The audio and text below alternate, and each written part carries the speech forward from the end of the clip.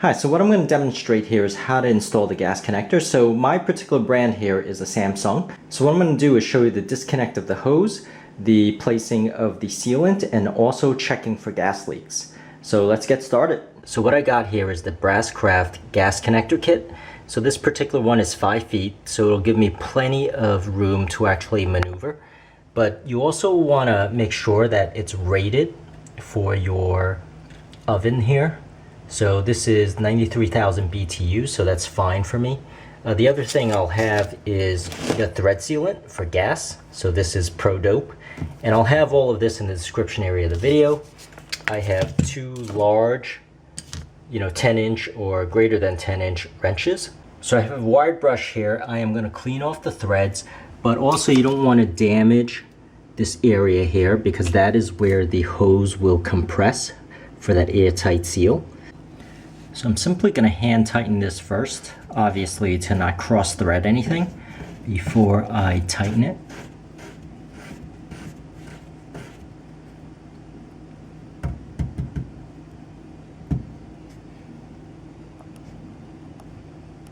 And so it's hand tightened, and now I'm ready to use the wrenches. So I'm going to use the big wrench here to hold things still while I tighten this. So this should go without saying, but you should make sure to turn off the gas. So you see that red knob there means the gas is turned off because it's perpendicular to the pipe. Now if I turn that red knob parallel to the pipe, it means the gas is turned on. So just definitely make sure of that.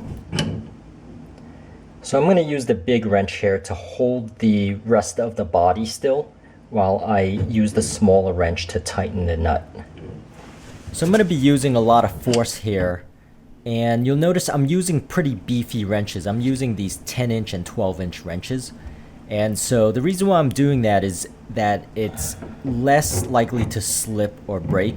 I did use some sort of wimpy channel wrenches, and that was what was happening. Was it was marking up the metal because it wasn't as strong, and also the channel wrench slipped a little bit, whereas these wrenches are more heavy duty and heavy.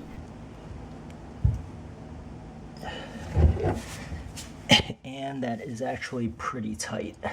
So you see here the tube is a 5-foot tube, but in reality it looks a lot shorter. What I really wanted to do was get something enough such that it could wrap around without pushing too much against the range, but also have enough for me to pull out the range. So this will actually work out. So notice here I didn't use the thread sealer on the compression seal, and it recommends not to use it. It'll interfere with the compression seal. So just keep that in mind. This is for non-compression seals. So now what I'm going to do is I'm just unwrapping this cord to its full 5 feet length here and extending this to the Samsung end of the range. Now you see what I have here is the Samsung has a female thread here, and what I'm going to do is unscrew this here, and you'll notice here that this is the compression side and this is the male side. So what I'm going to do here is just make sure it fits so it's the same size, which is nice. And so what I'm going to do here now is take this and goop some thread sealer on it. But first I just want to make sure it's clean, so I'm just going to clean it off with a wire brush.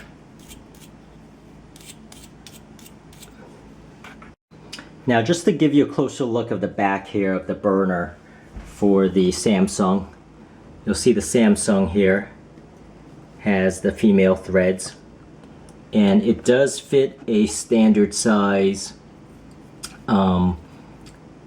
kit fitting. So I'll have the sizes in the description area. I believe this is actually a 5/8 inch, but it fits perfectly on this. You could try it out just to be safe, and what I'll do now is put the thread sealer on here and screw it in tight. So here's the thread sealer here, Pro Dope, and the reason why I got this particular bottle is because it actually comes with a brush. So you'll notice how big, thick, and goopy it is. And I will not, and I'll be very generous. So I'm going to clean it off. And I'm going to be very generous with this goop. So what I'm going to do is slowly paint a Picasso here and show you the whole entire process, like really slowly, so you could get a sense of how much I'm putting on. And it's not really a big secret. You're kind of just mushing it on there, making sure it's covering the threads, so that when you're turning it, you know, it will squeeze out, but there will be some that's remaining in there. I mean, this is kind of gas that you're working with, so you know, don't save on any of this thread sealer here. You know, just generously put it on.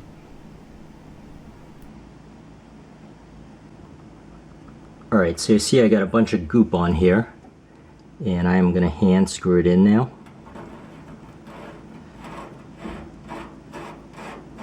And yeah, it's going to be pretty messy. Alright, so that's as far as my hand goes with that, and now it's time for the wrenches. So once again, same thing. Use the bigger one, hold the fixture steady, and using the other one, turn it as tight as you can.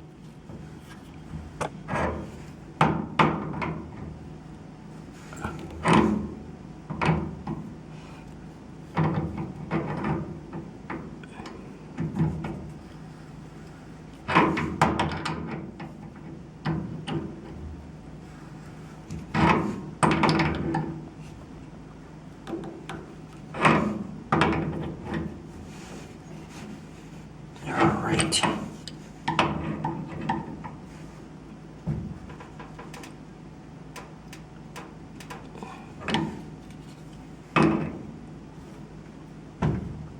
Alright, so that's pretty tight.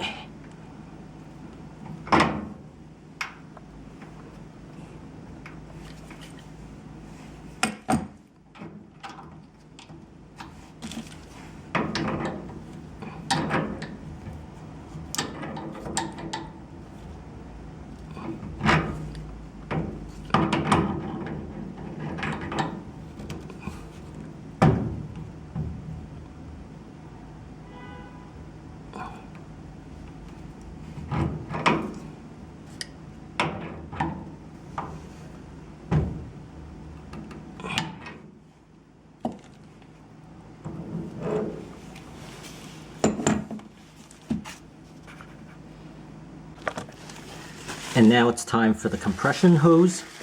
So I'm just going to clean this off a little bit. Just make sure it's nice and clean. Once again, you know, can't be too safe.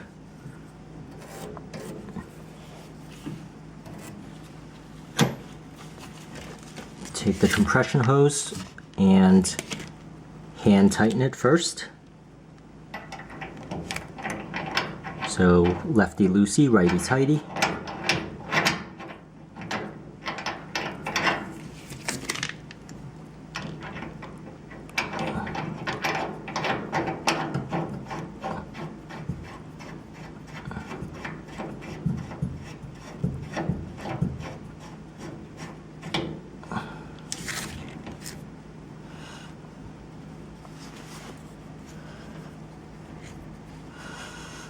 So that's tight. And once again, take the wrenches, hold this particular one tight in place while I turn this one.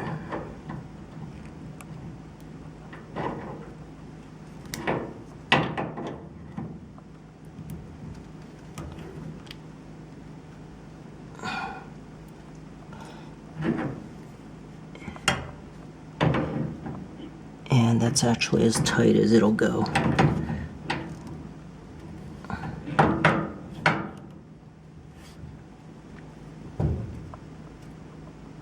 Yep, so that's as tight as it'll go.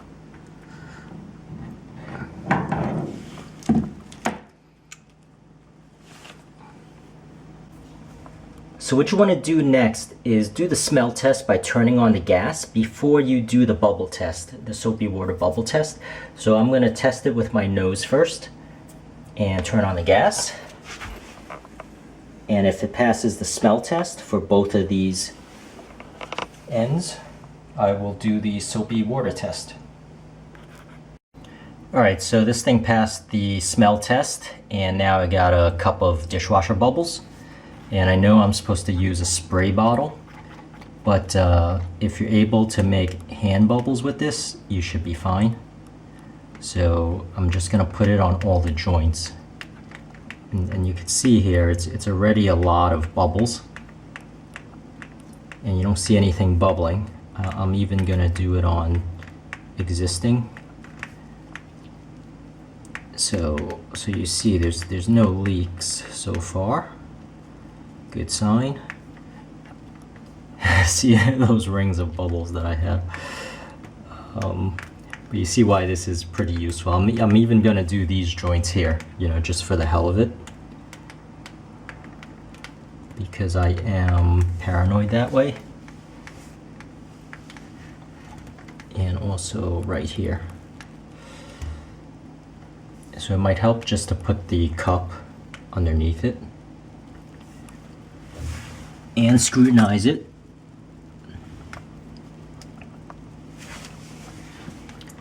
So I'm going to scrutinize it a little bit more, but it looks like it's pretty decent on this end. So I'm going to do the same thing on this end, and I'll be scooping the bubbles over. So you could see what I'm doing here is I'm actually trying to bubble up the water and scooping the water, the bubble water over. So you see what I'm doing here, I'm actually scooping the bubbles right onto the joints. So that's another little handy tip, just to see if there is any sort of, so if you have a lot of bubbles, that's even better. And so far so good with the soapy water. So off camera I'm going to do a little bit more of this, and I'm going to scrutinize it a lot more, scooping the bubbles right onto the joints there. And for the sake of this video and brevity, I am going to end it here, but you know, definitely scrutinize a little bit more than I do on the video. Now this is something that's often overlooked. As you are pushing this range against the wall, try to orient the steel cable there. Try to orient the steel tubing such that it's the way you want it to curve, so that there's less stress on the joints and on the tube itself, but also because in the back here there are some fragile parts. So you can see you don't want to dent these here, and also the ones in the bottom. So you know, for me, I'm gonna try to have it curve all the way down to the bottom from left to right. This is a 5-foot cable, even though it looks a lot shorter. But that's really it. I hope this helps, and please subscribe, and thank you for watching.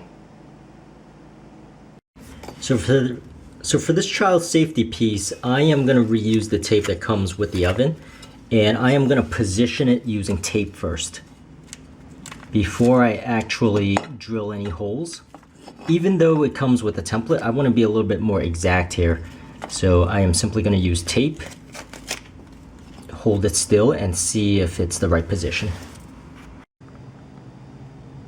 So you can see there, my tip over safety is lining up pretty decently.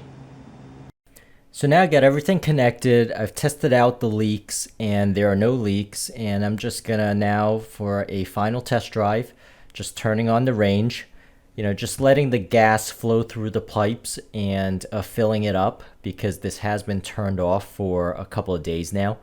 And so it looks pretty good now, and that's really it. So, you know, I hope this really helped. And, please support this channel by subscribing, and thank you so much for watching.